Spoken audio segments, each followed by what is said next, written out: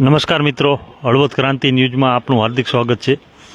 આ તમે દ્રશ્યો જોઈ રહ્યા છો હળવદના ચરાડવા ગામેથી કોઈ નરાધમ શખ્સ દ્વારા ચરાડવા ગામે સમલી રોડ પર આ ગૌવંશના બંને પગ પર કુવાડો અથવા તીક્ષ્ણ હથિયારના ઘા મારવામાં આવેલા છે, જેની ખબર આ ચરાડવા શ્રીરામ ગૌશાળા અને ચરાડવા ગામના આ બધા સેવાભાવી યુવાનોને થતાં તરત ગામ લોકો દ્વારા આ ગૌવંશને અહીંયા શ્રીરામ ગૌશાળામાં લાવી અને તેની સારવાર કરી રહ્યા છે।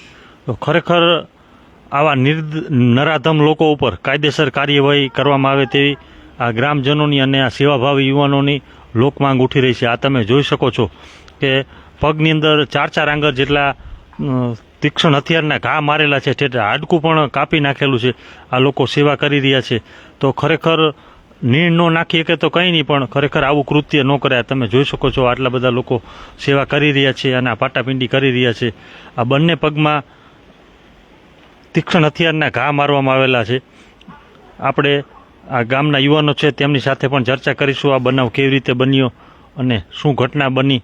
આ તમે જોઈ શકો છો અત્યારે હાલમાં પણ પાટાપિંડી કરવામાં આવી રહી છે।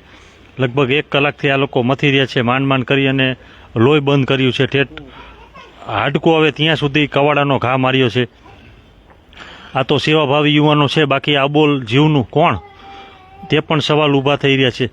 આપણે ઘણીવાર જોતા હોય છે કે ઘણા બધા ગામમાં આવી રીતના બનાવ બનતા હોય છે, તો આ કોઈ ખેડૂ અથવા કોઈ નીણ ખાવા બાબતમાં જ આવી રીતનું થયું હોય, બાકી તો આ અબોલ જીવી એનું શું બગાડ્યું હોય।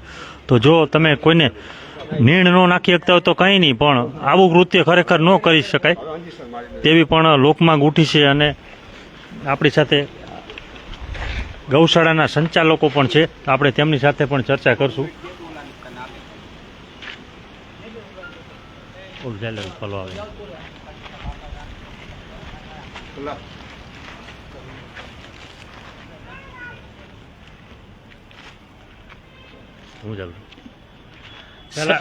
તમારું નામ જણાવો અને આ ઘટના કઈ રીતે બની, તમને કઈ રીતે ખબર પડી? મારું નામ ભલાભાઈ ભરવાડ અને ગૌશાળાએ રહું છું। સમલી રોડે ગરદા પાસે હું સાહેબ ચમન સાહેબ ખૂટી લેવા ગયા, તાની 2 ટાસણી કાપી નાખી હતી, લોહી નીકળતું હતું। તમને શું લાગે આના પગમાં શું માર્યું છે? આના પગમાં ધાર્યું મારેલું, એટલે 2 ટાસણી કાપી નાખી, ધાર્યું મારેલું। તો ખરેખર આવા લોકો ઉપર શું કાર્યવાહી થવી? આના ઉપર કાર્યવાહી કરવી પડે। નીંદ ના નાખે તો કઈ નહીં, પણ આવી રીતે મરાય નહીં ગાયું, માલ ઢોરને પશુને। આ તમે ક્યારના સારવાર કરી રહ્યા? આ કલાક 1.5 કલાક જેવું થઈ ગયું।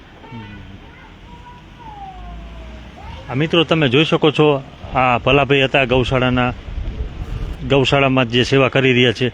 આ તમે જોઈ શકો છો બંને પગની અંદર એટલા બધા ઊંડા ઘાવ મારેલા હતા। તમે જોઈ શકો છો હાલ હમણાં જ આ પાટાપિંડી કરી છે। આ તમે જોઈ શકો છો આવડો મોટો ગૌવંશ છે, તેના પગમાં ધારિયાના ઘા મારવામાં આવ્યા છે અને ગ્રામજનો માંગ કરી રહ્યા છે। હાલમાં પણ સારવાર ચાલુ જ છે। આ તમે જોઈ શકો છો લાઈવમાં। ખરેખર આવા રાક્ષસી વૃત્તિવાળા માણસો ઉપર કાર્યવાહી થવી જોઈએ। માણસ નીણ નો શાક નાખી શકે તો કંઈ નહીં, પણ આવું કૃત્ય તો ન જ કરવું જોઈએ તેવી માંગ ઉઠી છે।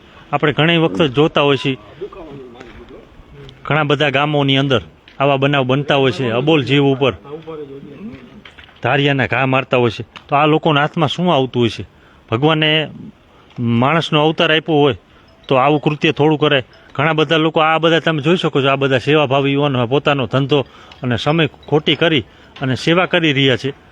તો ખરેખર આપણેથી થાય તો સેવા કરાય, બાકી આવું કૃત્ય ન કરે। આને ભગવાન પણ માફ નહીં કરે। આ તમે જોઈ શકો છો આ અબોલ જીવને આ લોકો સેવા કરી રહ્યા છે ને કે આ ભૂખાને તરસા અહીંયા પડ્યા મરી જાય।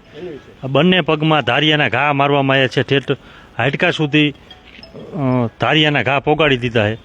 આ તો અહીંયા સેવાભાવી યુવાનો અને ગૌશાળા છે, તે અહીંયા આ લોકો 1-2 મહિના આને રાખી અને હાજો કરશે। બાકી અમુક એવા ગામની અંદર આવો બનાવ બન્યો હોય તો આ અબોલ જીવનું કોણ, તેવા પણ સવાલ ઊભા થઈ રહ્યા છે।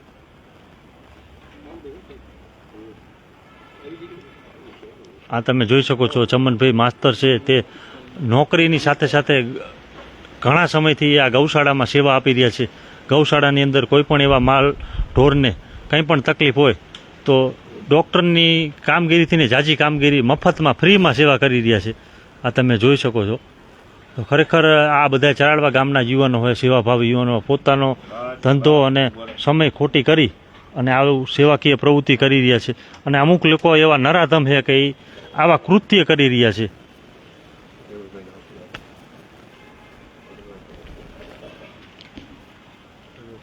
સાહેબ, તમારું નામ જણાવો અને આ બનાવ ક્યારે બન્યો?